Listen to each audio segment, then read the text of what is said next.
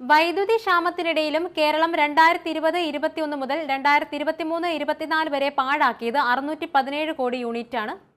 യൂണിറ്റിന് ശരാശരി 5 രൂപ കണക്കാക്കിയാൽ 3085 കോടി രൂപയുടെ വൈദ്യുതി.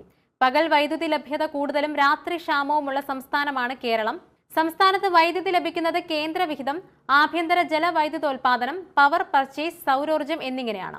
ഇതുവഴി 24 മണിക്കൂറും ലഭിക്കുന്ന വൈദ്യുതി ഉപയോഗിക്കാനാവാതെ സറണ്ടർ ചെയ്യുന്നത് വൻ സാമ്പത്തിക ബാധ്യത ഉണ്ടാക്കുന്നത്.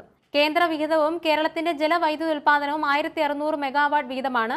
വൈദ്യുതി ബോർഡിന്റെ സൗരോർജ്ജ പ്ലാന്റുകൾ പുരപ്പുറ സൗരോർജ്ജം എന്നിവയിൽ നിന്നും 1200 മെഗാവാട്ടും കിട്ടുന്നു. പവർ പർച്ചേസ് അഥവാ കമ്പനികളിൽ നിന്ന് വാങ്ങുന്ന വൈദ്യുതികളിലൂടെ 750 മെഗാവാട്ടും ലഭിക്കുന്നു.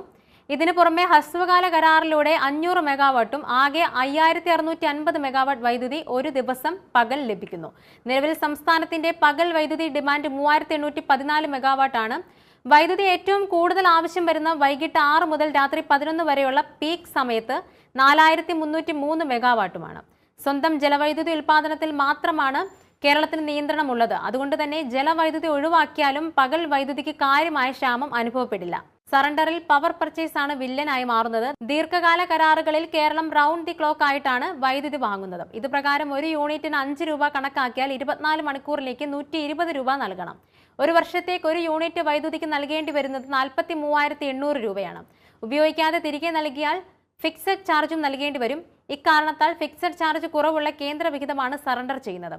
അപ്പോൾ യൂണിറ്റിന് 2 രൂപ മുതൽ 3 രൂപ വരെ ഫിക്സഡ് ചാർജ് നൽകിയാൽ മതി. സ്വകാര്യ വൈദ്യുതി ആണെങ്കിൽ 4 രൂപ മുതൽ 5 രൂപ വരെ നൽകണം. പവർ പർച്ചേസിൽ നിയന്ത്രണം കൊണ്ടുവന്നാൽ സറണ്ടർ ചെയ്യുന്ന വൈദ്യുതിയുടെ അളവ് കുറയ്ക്കാം. രാത്രിയിൽ പവർ എക്സ്ചേഞ്ചിൽ യൂണിറ്റിന് 10 രൂപ വരെയേ ഉയരൂ.